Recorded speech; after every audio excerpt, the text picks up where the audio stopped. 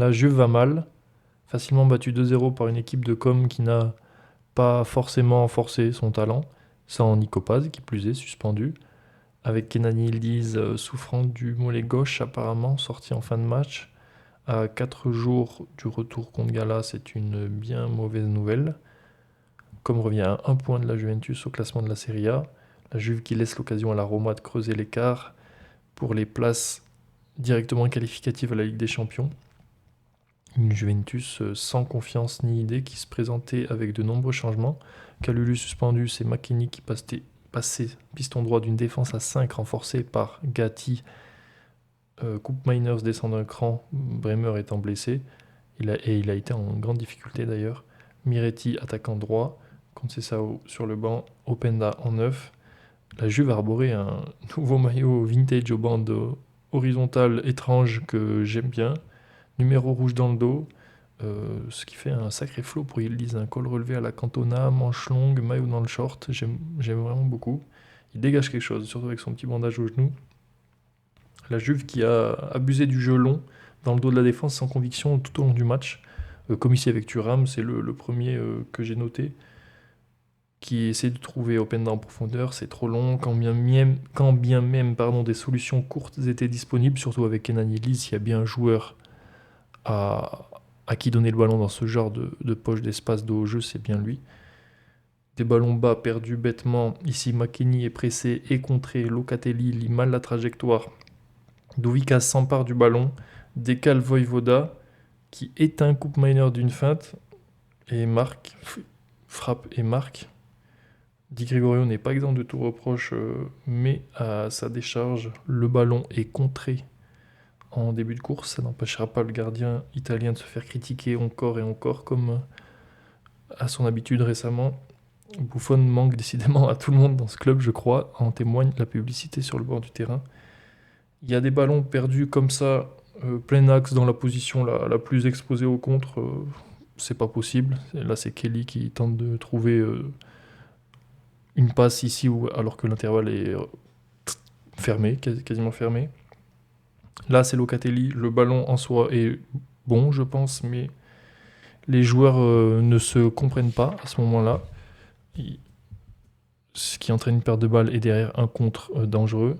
Il y a des moments où c'est juste du grand n'importe quoi, comme ici, Coupe Miners reçoit une touche et envoie un ballon en cloche à Di Gregorio, obligé de dégager de la tête, plein axe. D'Acunha surgit, par d'ici surgit, mais envoie le ballon sur la barre. Il y a beaucoup d'incompréhension entre les défenseurs de la Juve avec, sans le ballon. La défense est vraiment très friable, peu sereine, et ça n'annonce rien de bon pour mercredi prochain. Et encore une dernière, centre anodin, sans récepteur apparent pour Com. Coupe Miners fait mine de se saisir du ballon, d'intervenir, mais le laisse finalement passer, ce qui surprend totalement Gatti, qui envoie le ballon en corner comme il peut au dernier moment. Voilà, la Juve compliquée, et encore, il y avait Kenan Yildiz, trouvé ici dans le demi-espace au bout de même pas 5 minutes, contrôle, une ou deux touches d'ajustement pour se mettre en position de frappe, décoche une frappe surpuissante, détournée par buté en corner. Il était également précieux pour sortir du contre-pressing.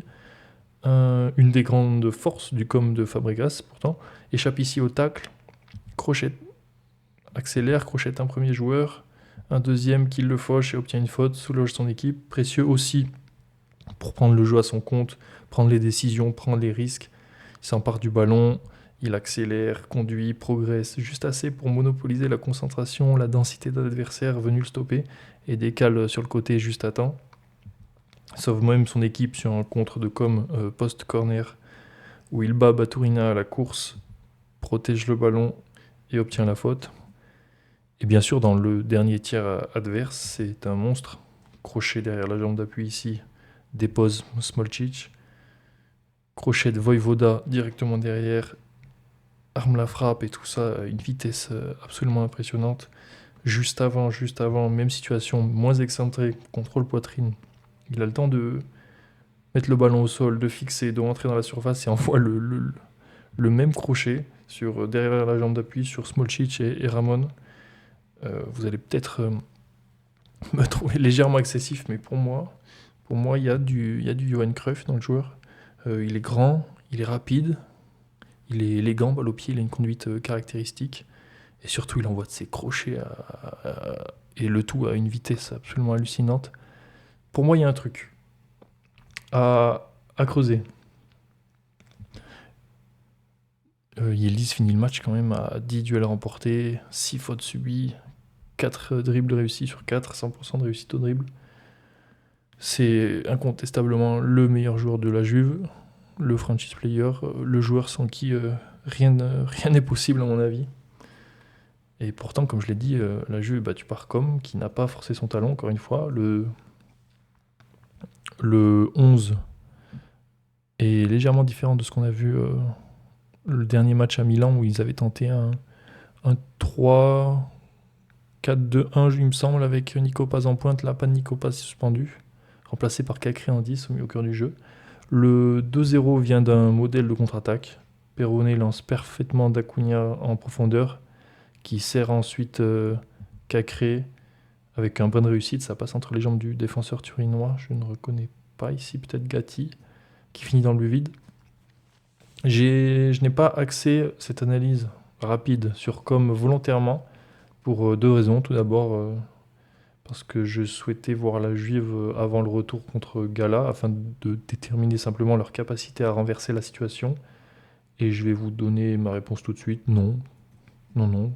Déjà qu'avec Yildiz, c'était compliqué cet après-midi pour faire du jeu. Si en plus il est absent à cause de son mollet, à surveiller, je n'y crois pas du tout. Il faudrait d'abord qu'ils arrêtent leurs bêtises derrière pour espérer gagner le match, car ils prennent beaucoup trop de buts bêtes. Coupe Meitner, ça a été catastrophique cet après-midi, pour ne pas dire très nul. La deuxième raison est que je pense que Com a bien mieux à nous montrer que ça, malgré la victoire. Je dois dire que je ne les ai pas trouvés aussi conquérants que leur réputation le dit. Et aussi parce que Nico Paz n'était pas là, aussi simplement, j'aurais bien aimé le voir jouer. Beaucoup aimé le voir jouer même. Toutefois, je vais vous parler d'une chose qui m'a beaucoup surpris et dont je n'avais jamais entendu parler. Je vais parler de leur gardien, Jean Buté, gardien français de 30 ans, né à Lille, formé au LOSC, ayant passé l'essentiel de sa carrière en Belgique, à Moucron puis à Anvers, avec déjà 13 clean sheets en Serie A, à égalité avec Sommer, en attendant le match de l'Inter, à Lecce. Fotmob en fait son homme du match, de cette rencontre. En plus d'être très bon sur sa ligne, il a un excellent jeu au pied, je trouve, et très très serein. Là, dès la deuxième minute de jeu, au bout d'1 minute 15, à peine, balle au pied, feinte Openda qui le presse, avance un petit peu et joue long précisément sur Smolcic. Sa spéciale, c'est de jouer long pour son défenseur central gauche, donc en l'occurrence Kempf, de son pied droit. Il l'a fait plusieurs fois dans le match, alors même que l'attaquant le presse justement sur sa gauche, là par-dessus, ici encore, avec une plus grande prise de risque, vu comme il est très proche de son but. Parfois même, il prend la température un peu du match, calme le tempo. Il marche tranquillement sur cet exemple, attend Openda, il provoque l'avancée d'un des trois attaquants, attend Openda, le feinte à nouveau, Openda recule, il revient, il retransmet à Kempf dans l'intervalle, pas long, d'une magnifique passe enroulée. Vraiment très à l'aise balle au pied, très serein, en plus d'être bon sur sa ligne. À un moment, je note même Buté trop fort au pied sur mon bloc-notes. Là, 6 mètres envoie un magnifique ballon en beauté sur Cacré qui se retourne tranquillement, trouve une passe dans l'espace pour, je dirais, d'Acuna, en une touche pour l'attaquant grec Douvakis, je ne sais plus. Magnifique contrôle, oriente sur le côté, et je note même, mais en fait, comme est dangereux sur 6 mètres. Avec la qualité de pied qu'a leur gardien, la sérénité de leur gardien et des deux défenseurs centraux, les combinaisons au milieu de terrain, la qualité de leurs joueurs, leurs déplacements. Très belle équipe à voir jouer, comme je les vois être bien meilleurs que cet après-midi. Là, une Juve malade a réussi quelquefois à sortir de leur pressing, qui a pas été, je trouve, à la hauteur de leur réputation. Donc voilà, je voulais juste simplement regarder la Juve avant son retour de Ligue des Champions et en parler rapidement. Voilà pour ce retour de Juventus Com. J'espère avoir l'occasion de parler plus profondément de Com plus tard. La vieille dame très décevante à plusieurs égards. On l'a dit, balle au pied, sans ballon, sans idée. Et leur meilleur joueur sort blessé. Donc peu de raisons d'être optimiste pour mercredi. Pour moi ce soir, grosse affiche. Le foot ne s'arrête pas là. La grande Saint-Etienne reçoit Laval pour prendre la deuxième place au stade de Reims qui a fait 0-0 plus tôt dans l'après-midi contre Amiens. Merci d'avoir cliqué si vous êtes toujours là. Merci d'avoir suivi, écouté, regardé jusqu'à la fin. Et allez les Verts. Ciao.